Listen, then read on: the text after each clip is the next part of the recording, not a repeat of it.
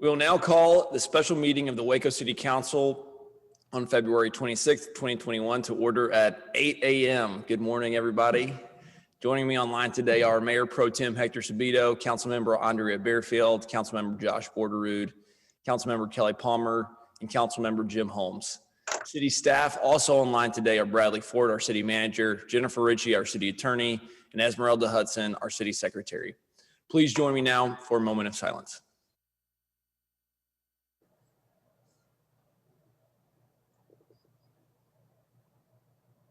Thank you. On March 16th, 2020, the governor suspended various provisions of the Open Meetings Act pursuant to a state of disaster authority. The change was effective March 16th, 2020 until further notice or until state of disaster declaration expires. In accordance with physical distancing guidelines and while providing for as much transparency as possible, this meeting will not be open to the public attending in person. The public portion of this meeting is being recorded. The video and audio recordings will be available to the public. According to the governor and attorney general, statutes that may require face-to-face interaction between members of the public and public officials are suspended, provided, however, that the governmental body offers alternative methods of communications with public officials. This includes public comment on agenda items. To allow for as much public input as possible, those who wish to speak or submit their written questions or comments on a listed agenda item are asked to register with the city secretary's office by 10 p.m. on Thursday, February 25th, 2021. Esmeralda, did we have any registered speakers? No, sir, we did not. All right. Please now join me for the Pledge of Allegiance. I pledge allegiance to the flag of the United States of America and to the republic for which it stands, one nation, indivisible, under God. Thanks. We will now begin with the work session portion of the agenda with a discussion of the severe weather. Thanks, Mayor. Appreciate y'all giving me a couple minutes to share some comments. This is by no means a complete, comprehensive review of the situation we've been walking through or an after-action report, but more of just some preliminary thoughts and outcomes and activities that have happened over the last coming days, and really a chance for me to acknowledge just the incredible teamwork that I've seen as your city manager over the last few days. Of course, the community spent 200 hours or more below freezing in the last week, including many of those hours in the single digits and many of those hours without power across the city. And it really put unprecedented challenges in front of our residents, our businesses, and our city infrastructure. The experience really has been described to me by several veteran city leaders as the worst situation they've walked through in their careers. For me, it's kind of felt like a bad action movie in which the world was facing just emerging insurmountable challenges around every turn.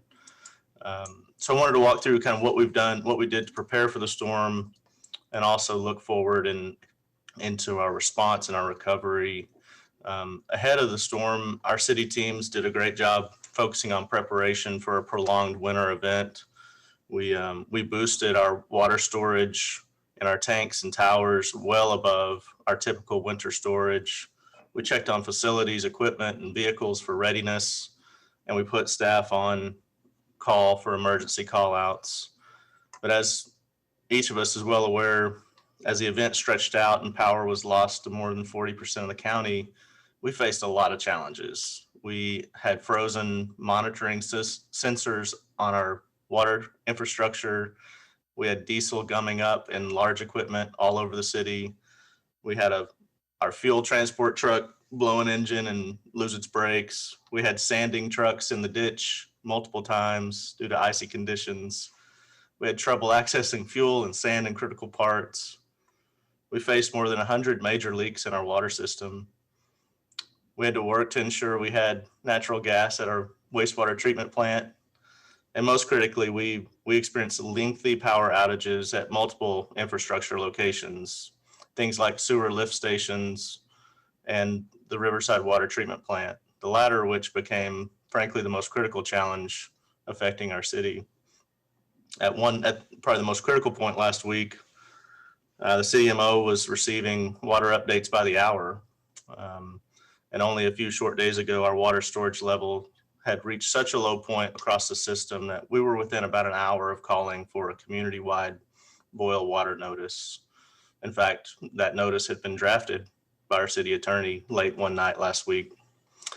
But with incredible teamwork, this community stepped up and avoided a community-wide boil water notice. We did that in ways and actions that we've never done before.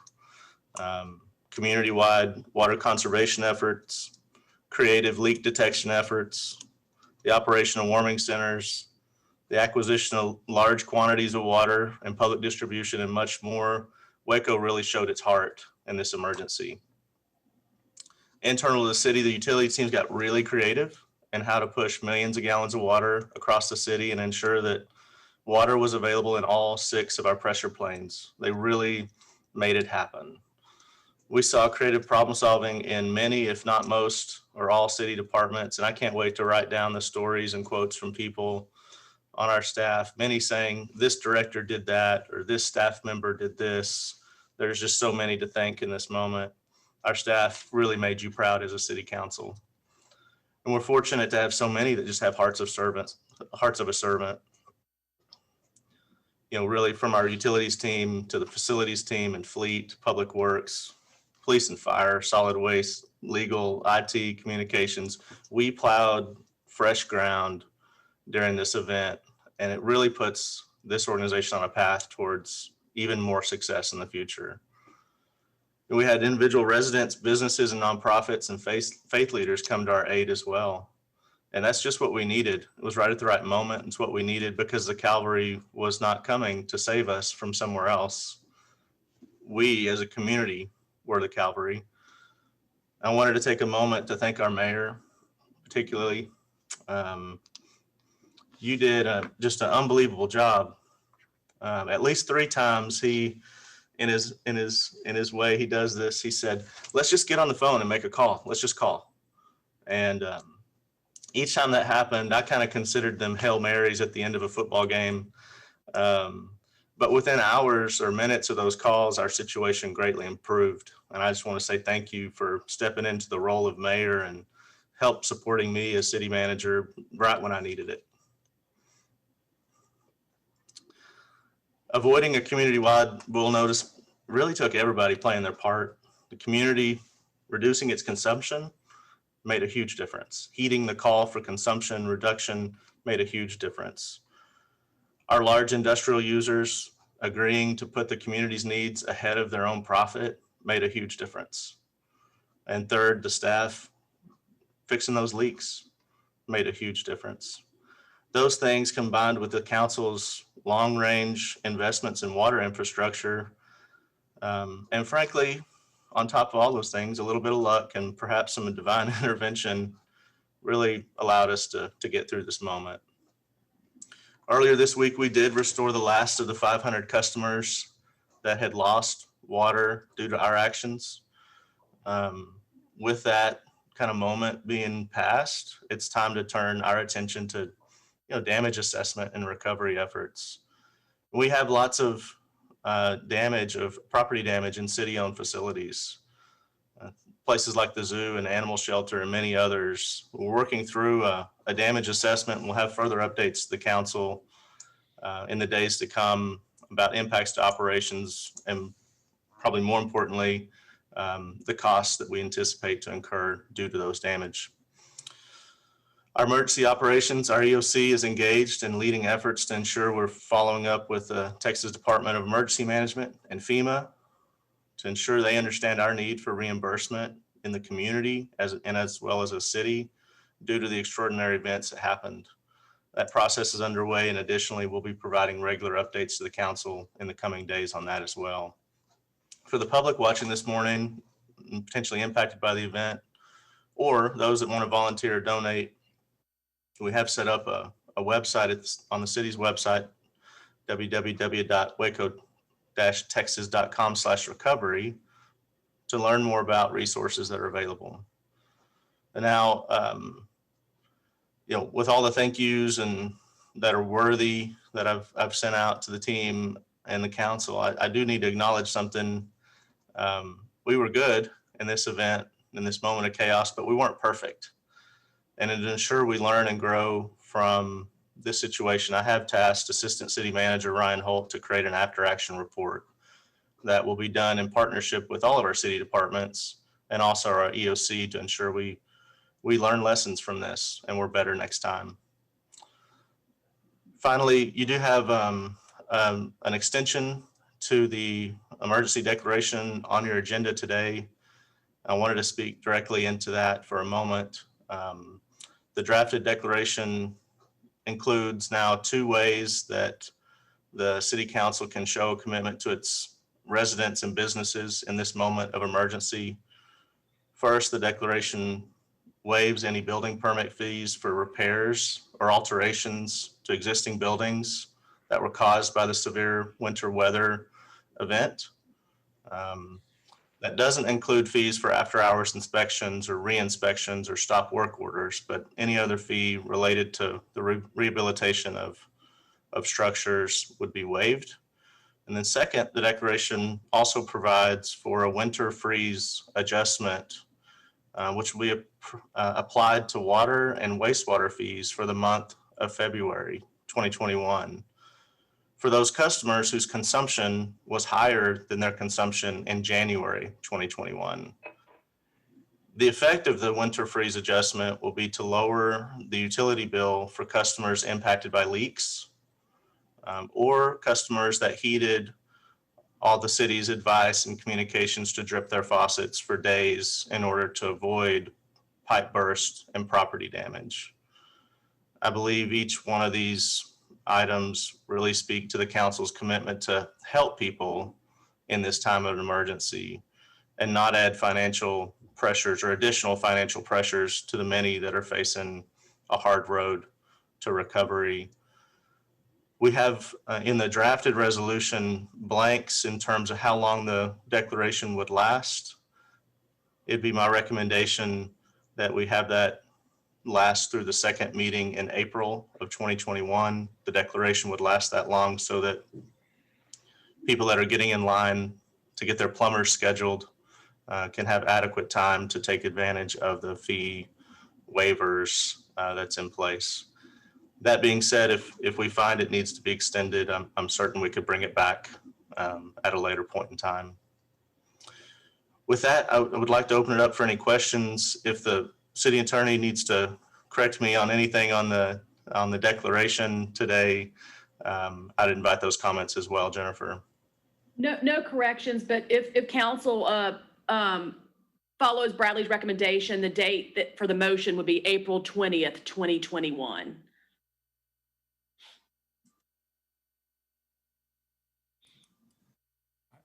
I guess I'll start us off if that's fine. Yeah, please do. I want to echo those comments from City Manager Ford about our mayor's leadership during this time.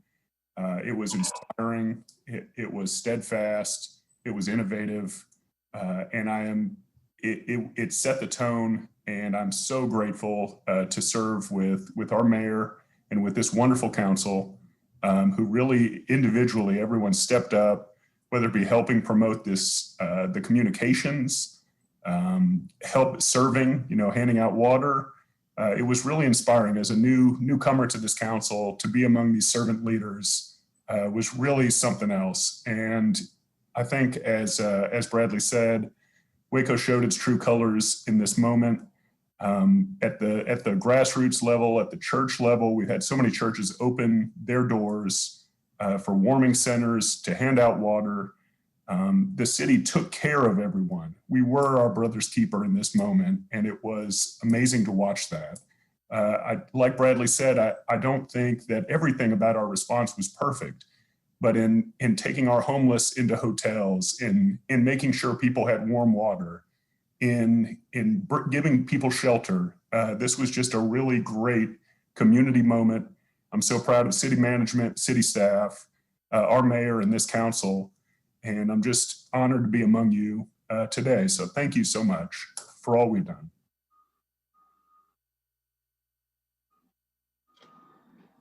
I want to echo those sentiments by Councilmember Bordereau. living in Waco, growing up in Waco, I've never seen a storm of this capacity hit our city. And for us to respond the way that we did made me proud to be a Wacoan, made me proud to be a part of this community. There were so many heroes that were in their trucks early in the morning or late at night, sanding the streets so people could get to work safely.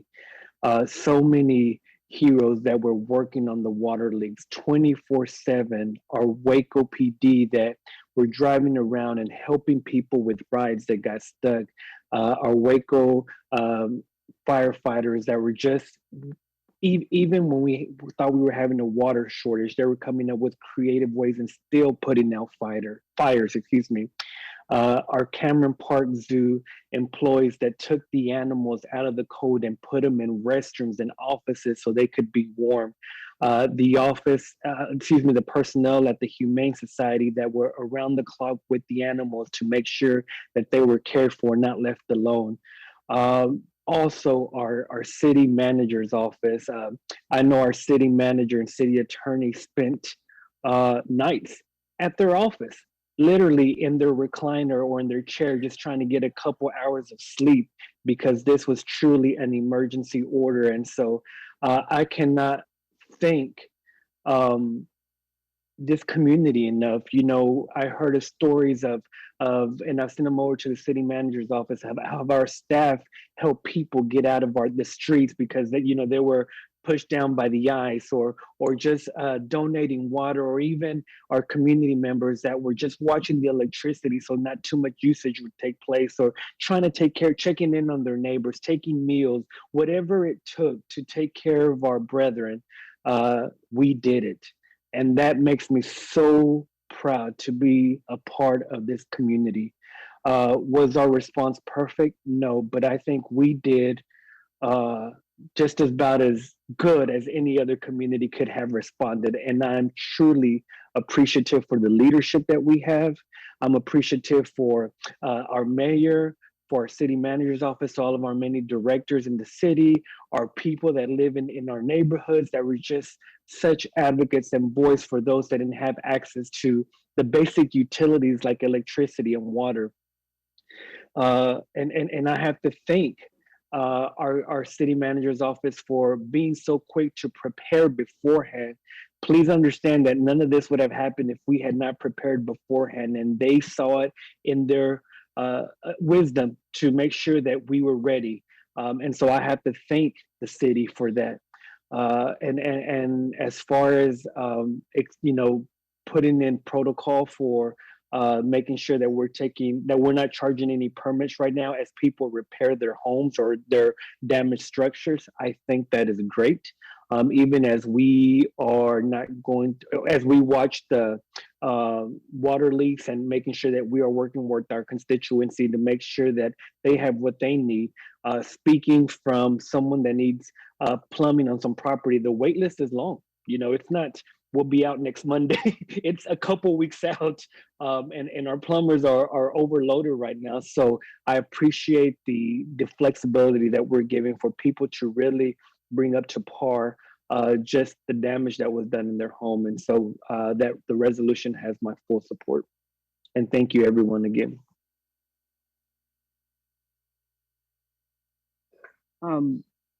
Thank you again, City Manager Ford, and for this report. It is, as Councilmember Borderoux said, very easy to serve with people who have the foresight and compassion that we do. Thank you, Mayor Meek, for your leadership during this time. We got a lot of stuff done for a lot of people. As Councilmember Borderoux mentioned, we did take initiative to house our homeless, but we also pushed through a vaccine distribution and still got people vaccinated in the midst of winter storm, whatever its name is. So, I'm especially grateful for the innovation of our staff, the commitment of our staff in pressing through this particular trauma. And I know that it takes a lot out of us. And I hope that the things that they need to be restored are they receive. But we worked for our people, and I don't mean we us. I mean we Wacoans.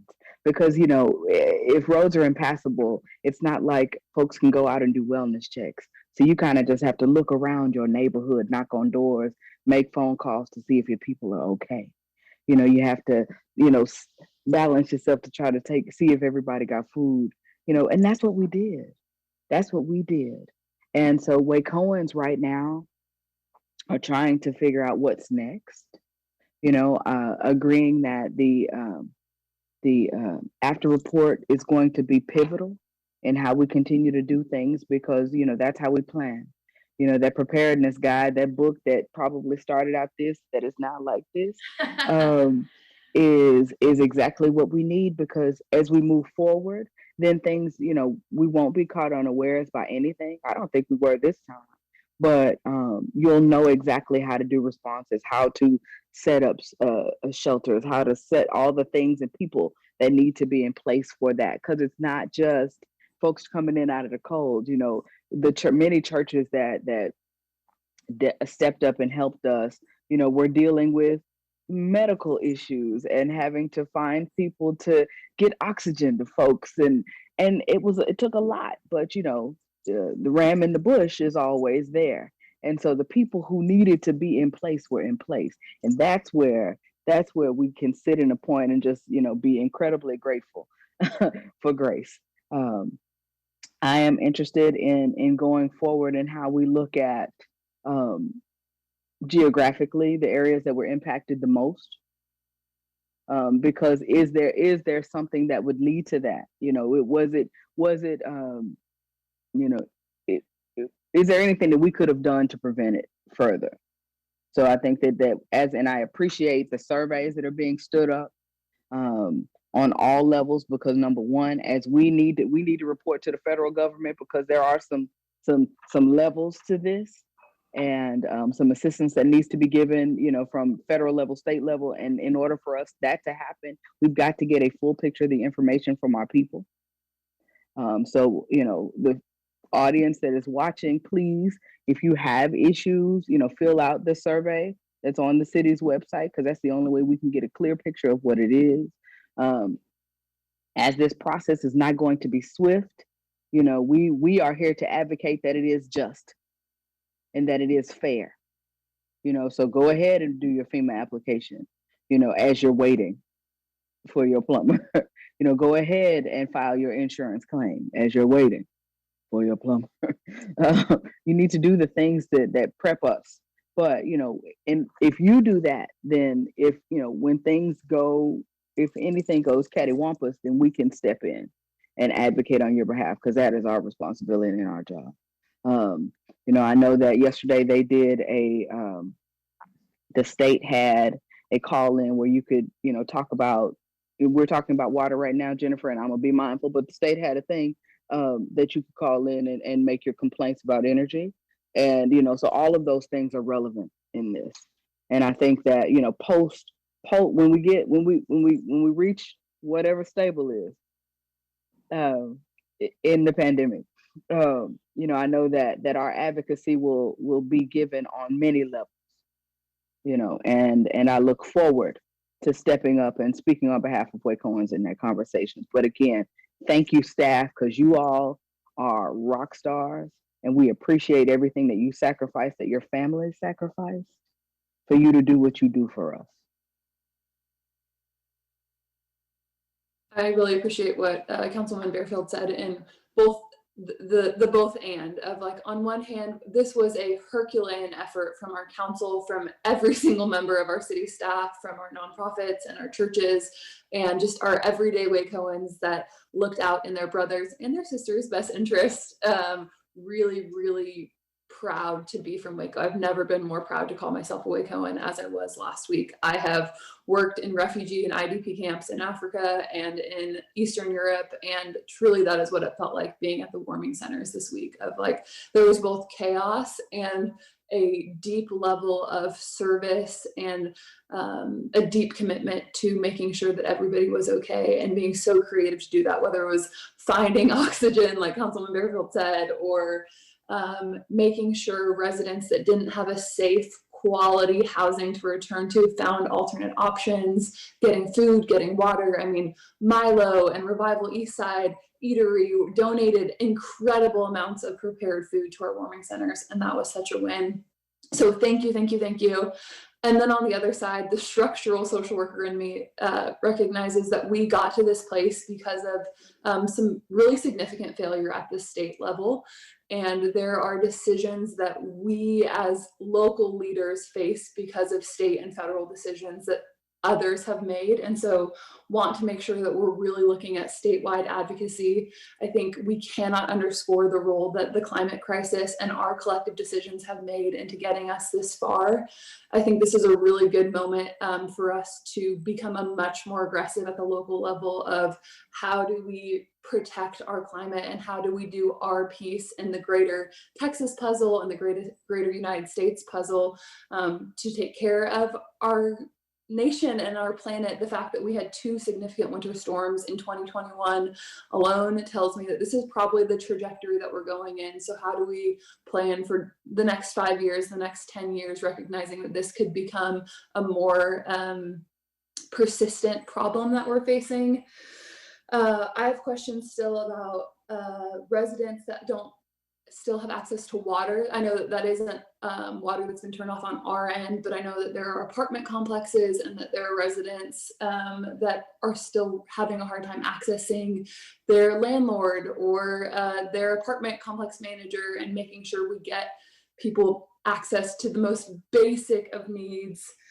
As Councilman Bearfield also said, this was a trauma, and I think we cannot underscore the role that a collective trauma of this kind in the midst of so many other crises that we faced in the last year is going to have. And so we need to take really good care of our bodies and our mental health if we're going to continue to serve our community, and recognize that so many families in our community were already on the brink prior to this. And so we're going to see a spike in things like substance abuse relapses. We're going to see a spike in mental health episodes.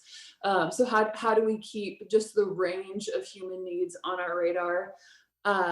At our last council meeting, before everything hit the metaphorical fan, we were talking about what if we had some other crisis come up and we would need city money to put efforts to. And I think that crisis came an hour and a half after our call got off. So looking at how do we spend both hopefully state and federal funds that are going to come in, and recognizing that it's everything from plumbing to roofs to mental health to on and on and on and on and on. So this was a Herculean effort. We did a phenomenal job.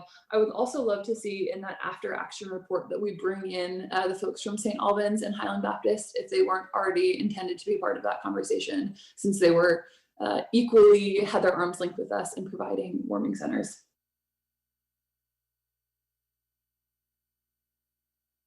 This is Holmes. I'll just kind of echo what my fellow councilmen have already said about really staff and council just stepping up here. The communication I thought was excellent. I was talking to Dylan at 11 o'clock, 11:30 at night, and everybody was kind of communicating and using Facebook, Instagram to sort of communicate to constituents and to each other. I think that was a great thing. The communication effort I thought was good, because when you stay apart and you're talking to each other, you're solving problems. I just want to shout out to the citizens. Just a quick story. I was getting calls from citizens all week, but some citizens were calling me on Friday about still not getting power and to their house. So I went out and visited with them, and I said, I'll do what I can here. How you guys been holding out? And the guy said, we didn't want to be too whiny about getting in contact. We've only been out for 5 days, and we're doing okay. But it just speaks to Waco people's resiliency and stoic nature and wanting to make things work, and neighbor helping neighbor. And I was just so impressed by that. We did get his power on that day, so that was good too. And the other thing I like about this is I'm from Nebraska, where this happens all the time, a little bit like Kelly in Germany. This happens all the time, heavy snow. So you see that, but you don't see, even in Nebraska or even other parts of the United States, you don't see this. This is a once in a history where you see it at 10 days in a row under freezing in a southern climate here in Waco. And there's so much preparation you can do. There's so much infrastructure you can put in place for projected emergencies, but this was largely wholly unforeseeable. And again, to echo what my council members have said, my fellow council members, I think we pulled through this, as best we could. And what I like to very dynamic from day to day, roads, power, water, warming centers, and thinking ahead to what we were going to do the next day. And even now thinking about what we're going to do on, water damage, plumbers, helping people get through their insurance applications. I mean, this is the city of Waco, and this council and this staff, I think, is ready to help the citizens of Waco in any way we can as we're moving forward. And we're not done yet, as we've all said. But I think we're on the right track, and we've been on the right track. And this communication process and planning ahead, I think, is a hallmark of this council. And listening to our constituents, listening to the citizens on how can we help, and reaching out. So anyway, kudos to everybody. And again, I appreciate the guy who said I didn't want to be too whiny, because to me that is like the epitome of this is a Waco neighbor helping Waco neighbor, which I love. So I'm in favor. I'll be voting in favor of extending this action as well.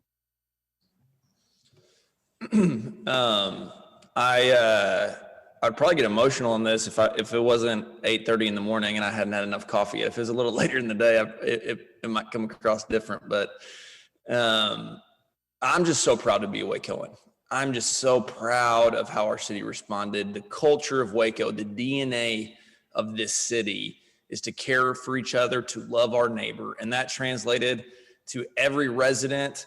And I know that in the forefront of the minds of our city employees who are working around the clock, from the city manager and city legal team down to the utility workers working at 2 a.m. in freezing temperatures, at the front of their mind was knowing that the work that they were doing mattered and that they were loving their neighbor in doing this job. And that is the DNA of this city. And that's what I love about this town. We responded to and fared this storm, as far as I'm concerned, better than any Texas city.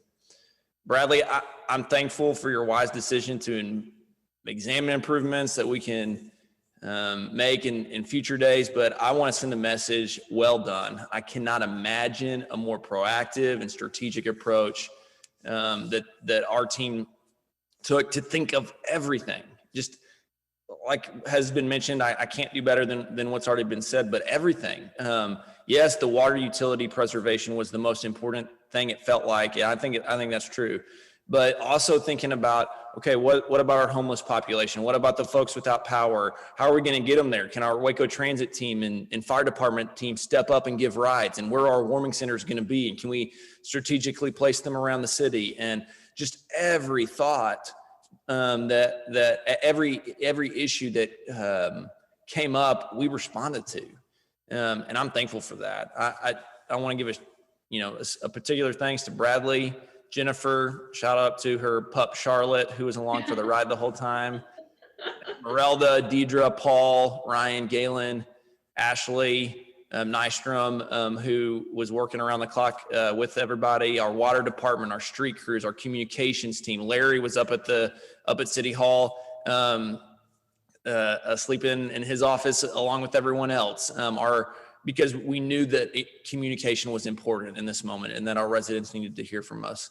Our Office of Emergency Management, who worked all through the weekend. As soon as the imminent emergency seemed to be slowing down and the recovery needed to be activated, it was like, okay, we're going to work through the weekend and make sure that we're communicating to our citizens what our path towards recovery will be. Our police department and our fire department, who not only were able to keep us safe in these uncertain times, but also that we're driving the streets of Waco and identifying leaks, and saw water running in ditches and said, well, we got a leak to report here, or saw water coming out of the front doors of a church and said, well, we got a leak here. And by doing that, it protected our water supply.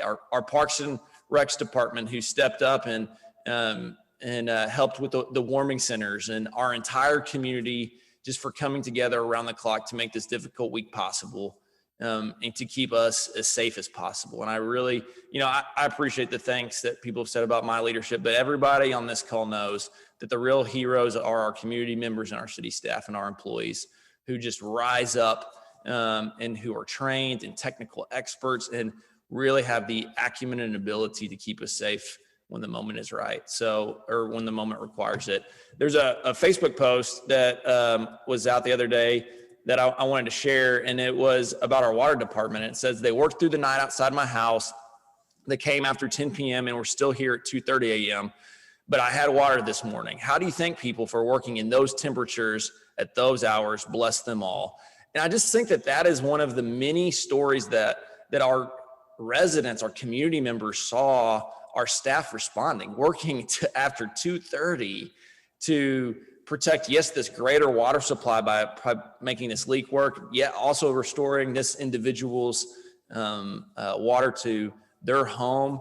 I'm just so proud of our staff, because every department, as far as I'm concerned, was working with that level of intensity. Water utilities is the department that we have control over. That is the utility that we steward. And I think that I do really think that Wacoans get the gravity of this, but I want to break down a couple things in this moment, just to drive it home one more time. 14 million Texans, over 14 million Texans were under a boil water notice at some point, and many cities in Texas issued a community-wide boil water notice for their entire town. In the peak of the storm, there were 40,000 households without power. The roads were impassable. Many stores closed. If the stores were open, there wasn't any bottled water there.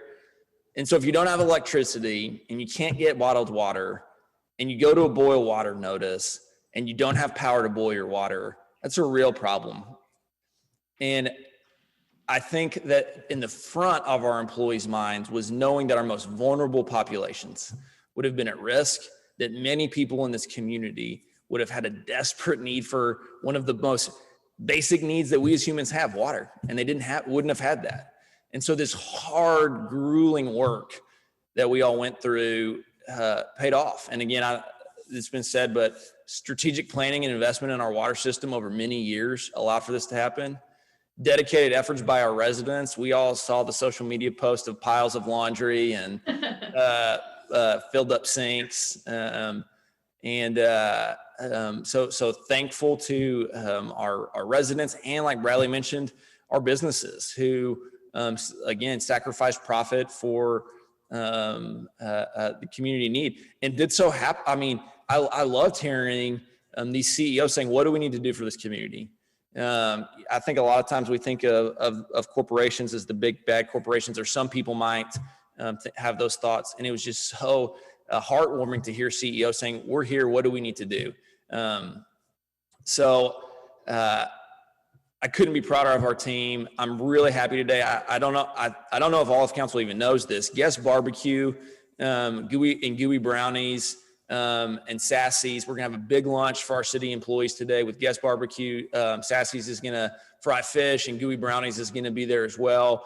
A huge donation was made for this from Guest and Gooey's, and just so thankful for these restaurants coming together to serve our community. So thankful, so well deserved for our staff. The least we can do, and I want to continue to think through how we honor our staff for their work really this whole entire last year. Let's be honest, this was a crisis and a crisis, but in this moment, I think it's so well deserved. I was leaving City Hall around 11:30 one evening, and I took a picture of a recliner in Bradley's office that he had literally been sleeping in. So I'll show that to anybody. I almost put it on Instagram, but my wife told me that wouldn't have been tasteful and wouldn't have been a good professional look. So I didn't. But if anybody wants to see that, just let me know. I'll text it to you. Thank you, St. Albans and Highland Baptist, who stepped up to provide these warming centers. Again, it's already been said, thanks to Coca-Cola, who donated so much water when we needed it. so that when we needed to shut off a small section of the city, a couple blocks here or a couple blocks there, up to 500 people, we were able to distribute water to them. And we also know that people lost water because their pipes on their property burst. And so having that water that we could distribute to our residents directly from us, as well as to nonprofits who are boots on the grounds working with these residents, was important. And we were also able to give it to regional neighbors who had great need too in other cities nearby. I'm thankful to Bubba's 33 who gave us those vouchers, food vouchers. They gave us 2,000 vouchers for food valued at $8 a voucher. That's a big contribution from a local restaurant. So many other businesses, so many other residents, community members stepped up in big ways. And I know I'm leaving people off the list, but I'm thankful for all of them. I want to thank Brian Birdwell in this moment, our senator, our Texas State Senator, who reached out to me and said, hey, what need do y'all have? How can I help? And we'd actually applied with the Texas Department of Emergency Management through a program that allows cities in need to get basically, and I'm going to botch the explanation of this, but some sort of a truck that has water to fight fires. And he helped us procure those tanks of water. And sure enough, that weekend we had fires and we used those tanks, and that protected our water system when we needed it the most. So I do appreciate that proactive communication, Senator, when we needed it. I do want to hit, I've said this a couple times recently, but Waco's not an electric provider, and we don't have control or authority over our electric service providers or repairs for electrical issues. But I'm proud of how we responded. I think that we really stepped up and really tried to advocate as best we could on behalf of ERCOT and Oncor, the executive director of the Public Utilities Commission, for rapid restoration of power as best that we could. And I know that we're going to learn more in the coming weeks and months ahead. And I, like other Texans, want and need to learn more. I've submitted questions to Oncor to try to better understand how the blackouts came to be, the decisions that were made behind that. In my role as mayor, I owe it to our residents to help understand it and to use what we learn for future plans. And I can tell you that in the face of uncertainty, our grid and our water system, many things that are impacted by others and are beyond our control, but I've seen such a rapid and heroic response from our city officials. So I just couldn't be more thankful. I couldn't be more thankful for our community. I'm thankful to this council and our city staff again. And I just love seeing, it's not fun to go through challenges. It's not enjoyable to be tried in fire. But it's so great to get through that moment and look back on the other side and say, we did that well, and we need to celebrate that. So that's, I think, been what's kept me going this week, is knowing that we did well. And so with that, I'll turn it back over to City Manager Ford. All right. I have appreciate all the comments, and I'll be certain to pass them to our teams here at City Hall and out at other facilities. Mayor, that completes the work session review. I think at this point we're ready to work through the extension of the emergency declaration.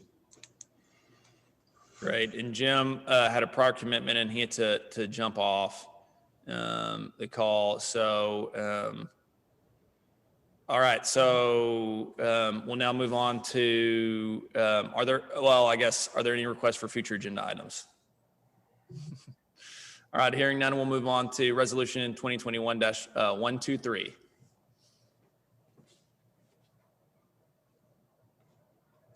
Make a motion for approval. Councilmember Sabito, are you making a motion for approval to extend to April 20th, Yes, I'm sorry. 2021? To 2021, yes. April 2021, yes. I'm sorry. Thank you, sir. Second. Any discussion or questions for staff? Please poll the council. Palmer, Aye. Waterroot, Yes. Fairfield, Yes. Sabito, Yes. Meek, Yes. That motion carries. And there being no further business, we will adjourn this meeting at 8:45.